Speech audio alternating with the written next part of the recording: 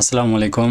কারিগরি শিক্ষা বোর্ডে যারা দ্বাদশ শ্রেণীর শিক্ষার্থী রয়েছে, আজকের এই ভিডিওতে আমরা কবিতার একদম লাস্ট যে কবিতাটি রয়েছে 18 বছর বয়স সুকান্ত ভট্টাচার্যের, এটা নিয়ে আলোচনা করব। এর আগের ক্লাসে আমরা অপরিচিতা, গৃহ এবং যে তিনটা কবিতা ছিল এবং দুইটা গদ্য ছিল, কবিতা ছিল, আমরা সেগুলো নিয়ে ক্লাস কিন্তু আপলোড করেছিলাম। এই যে দেখো, কবিতা, বিদ্রোহী, প্রতিদান দুইটাই আমরা আপলোড করেছিলাম। সো আজকের এই ক্লাসটিতে আমরা 18 বছর বয়সের বিস্তারিত যে সৃজনশীল প্রশ্নগুলো রয়েছে আমাদের সাজেশন থেকে, যে রয়েছে 1, 3, 4, 5, 6 এই 5টা সৃজনশীল প্রশ্নের আমরা ধারাবাহিক সলিউশন দেখব কারিগরি শিক্ষা বোর্ডের বিএমটি থেকে। সো তোমরা যারা এখন আমাদের গ্রুপটিতে জয়েন করোনি, আমাদের গ্রুপে অবশ্যই এইচএসসি বিএমটি গ্রুপে জয়েন করবা, কারণ আমরাই কিন্তু তোমাদেরকে নিয়ে অনলাইনে কাজ করে আসতেছি, ঠিক আছে? আর আমাদের কাছে A to Z তোমরা দ্বাদশ শ্রেণীর সবগুলো 13টা সাবজেক্টই সাজেশন পাবে। তোমাদের আবশ্যিক 8টা বিষয় এবং 2টা হচ্ছে ট্রেস সাবজেক্ট রয়েছে। সো সব সহকারে সবগুলো সাবজেক্টই উত্তর সহকারে পাবা, বইপত্রে কোনো ঝামেলা নাই, ঠিক আছে? সো আমরা তাহলে বাংলা 2 এর তোমাদের যে শেষ সময় রয়েছে কবিতা অংশের 18 বছর বয়স, সো এখান থেকে আমরা ইম্পর্টেন্ট প্রশ্নগুলো দেখব। সো আমি তোমাদেরকে বারবারই কিন্তু বলে আসতেছিলাম যে তোমাদেরকে যে কোনো বিষয় পারার জন্য যে কাজটা করতে হবে, বাংলাতে সরাসরি বাংলা কমন কম আসে, যার কারণে তোমাদের মূল টপিকটা থেকে একটা ভালো আইডিয়া থাকতে হবে, কারণ সেই আইডিয়ার উপরে বেসিস করে তোমরা কিন্তু সৃজনশীল প্রশ্নের উত্তরগুলো করবে, ঠিক আছে? তো চলো আমরা শুরু করে দিচ্ছি। আর যারা পেইড সাজেশন কিনতে চাও তারা আমাদের স্ক্রিনে দেখানো হোয়াটসঅ্যাপ নম্বরে যোগাযোগ করে পেইড সাজেশন পারচেস করে নিবে, ঠিক আছে? সো আমরা প্রথম যে সৃজনশীল প্রশ্নটা আমরা দেখব, এটা হচ্ছে তোমাদের বোর্ড বইয়েরই সৃজনশীল প্রশ্ন। তো প্রশ্নটি হচ্ছে, দেখো যে বলা রয়েছে, সুজন ও সাধন সহপাঠী এবং লেখাপড়া বেশ ভালো। স্কুল জীবন পার হতে না হতেই সুজন মিশে যায় কিছু অসৎ বন্ধুর সাথে। লেখাপড়ায় পাঠ চুকে যায় ওখানেই। তার নাম শুনলেই মানুষ আতঙ্কে ওঠে। অপরদিকে সাধন বিশ্ববিদ্যালয়ে পড়ে। ভাষা আন্দোলন শুরু হলে সে তাতে ঝাঁপিয়ে পড়ে। মিছিলে সে নেতৃত্ব দেয়। সংগঠিত করে সহপাঠীদের তার প্রতিজ্ঞা করে জীবন দিয়ে হলেও মাতৃভাষায় মান রক্ষা করবেই। সো এখান থেকে ক নম্বর প্রশ্ন, কোন বয়সে দুঃসাহসেরা উকি দেয়? কত বছর বয়সে? 18 বছর বয়সেই দুঃসাহসেরা উকি দেয়। বাষ্পে বেগে স্টিমারের মতো চলে, এ কথা দিয়ে সুকান্ত ভট্টাচার্য কি বুঝিয়েছেন? বাষ্পের বেগে স্টিমার মতো চলে, এ কথা দিয়ে সুকান্ত ভট্টাচার্য 18 বছর বয়সী তরুণ প্রাণের গতিবেগকে বুঝিয়েছেন। দেশ, জাতি ও মানবতার জন্য যুগে যুগে তরুণরা এগিয়ে যায়। তাদের রয়েছে উত্তেজনা, আবেগ আর উচ্ছ্বাসের প্রবল বেগ।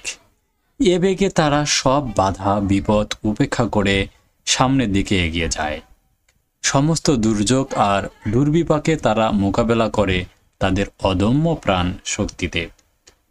প্রশ্নোত্তর চরণে যে এই তারুণ্যের দুর্দান্ত গতিবেগকে কবি বোঝাতে চেয়েছেন।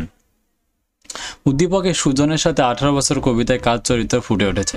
আমি তোমাদেরকে বলবো, এখানে সুজন কি করছিল? লেখাপড়া না করে সে অসৎ বন্ধুদের সাথে যায় এবং নানা ধরনের আড্ডায় মেতে ওঠে এবং মানুষ তাকে দেখলে ভয় পায়। সো এটা 18 বছর কবিতায় কাজ চরিত্রের সঙ্গে মিলেছে, একটু দেখে নাও।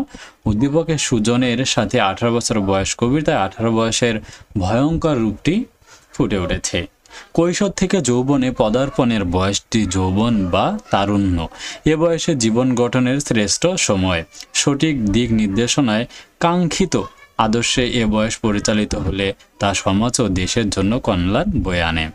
তার সঠিক দিক নির্দেশনা ও সুনির্দিষ্ট লক্ষ্যের অভাবেই এ বয়সে তরুণদের চারিত্রিক যে রয়েছে স্খলন ঘটে। তখন তারা সমাজ এবং দেশের বিভীষিকার রূপে আবির্ভূত হয়। 18 বছর বয়স কবিতায় কবি বলেছেন যে 18 বছর বয়সে বহু ইতিবাচক বৈশিষ্ট্যের চিহ্নিত। এ বয়সে আবার নেতিবাচক হয়ে উঠতে পারে। সচেতন ও সচেষ্ট হয়ে জীবন পরিচালনা করতে না পারার ব্যর্থতা জীবন হয়ে উঠতে পারে দুর্বিষহ। এ দুর্বিষহ জীবন সমাজের জন্য বয়ে আনে অমঙ্গল আর অভিশাপ। উদ্দীপক সুজনের মধ্যে 18 বয়সের এই নেতিবাচকতা লক্ষণীয়। স্কুল জীবন শেষ না হতে অসৎ বন্ধুদের পাল্লায় পড়ে সে নষ্ট হয়ে যায়। সবাই তাকে ভয় পায়। এ কথা শুনলে আতঙ্কে ওঠে। তো আশা করি তোমরা এই অংশটা কিন্তু বুঝতে পেরেছো, ঠিক আছে? সো একদম ডিটেলসে কিন্তু আমি বুঝিয়ে দিচ্ছি, ঠিক আছে? তাহলে আশা করি তোমরা বুঝতে পেরেছো। আর এরপরে যে ঘ নম্বর প্রশ্নটি ছিল উদ্দীপকটি কি 18 বছর বয়স কবিতার মূল ভাব? তোমার মতের পক্ষে যুক্তি দাও। সো তোমরা এখান থেকে এটা পড়ে নিবা, পড়লে অনেক সময় লাগতেছে, আমি পড়তেছি না, ঠিক আছে। এরপর 2 নম্বর প্রশ্নটা যেটা রয়েছে আমি স্ক্রল করতেছি। ঠিক আছে, 18 বছর বয়স কবিতাটি কোন ছন্দে রচিত? মাত্রাবৃত্ত ছন্দে রচিত। সো এখান থেকে তোমরা ক বিভাগ, খ বিভাগ এবং গ বিভাগের যে রয়েছে আমি স্ক্রল করতেছি, তোমরা দেখে নাও। তারপরে 3 নম্বর যে প্রশ্নটি, এটা 23 সালের প্রশ্ন, এখান থেকে আমি স্ক্রল করে নিচ্ছি, তোমরা এখান থেকে পড়বা, ঠিক আছে, ক খ গ এবং ঘ। এরপর 4 নম্বর যে প্রশ্নটি রয়েছে দেখো, তো এখান থেকে 4 নম্বর আমি ক খ গ দেন ঘ। 5 নম্বর প্রশ্নটি 18 সালের ক খ গ এবং ঘ। সো এগুলো তোমরা একটু কয়েকবার করে রিডিং পড়লে একটা আইডিয়া হবে, এই আইডিয়ার উপরে বেসিস করে তোমরা কিন্তু উত্তরপত্রগুলো করবা, ঠিক আছে। ওকে, আশা করি তোমরা বুঝতে পেরেছো। এরপরে 7 নম্বর প্রশ্ন, আশা করি তোমরা বুঝতে পেরেছো। এই 7টা প্রশ্ন পড়লে আশা করা যায় যে এখান থেকে তোমরা 100% কমন পাবে। যারা আমাদের কাছ থেকে শর্ট সাজেশন উত্তর সহকারে পারচেস করতে চাও, আমাদের স্ক্রিনে দেখানো হোয়াটসঅ্যাপ নাম্বারে যোগাযোগ করে সাজেশনগুলো পারচেস করে নাও। আর যে কোনো প্রয়োজনে রাজু একাডেমি তোমাদের পাশে থাকবে ইনশাল্লাহ।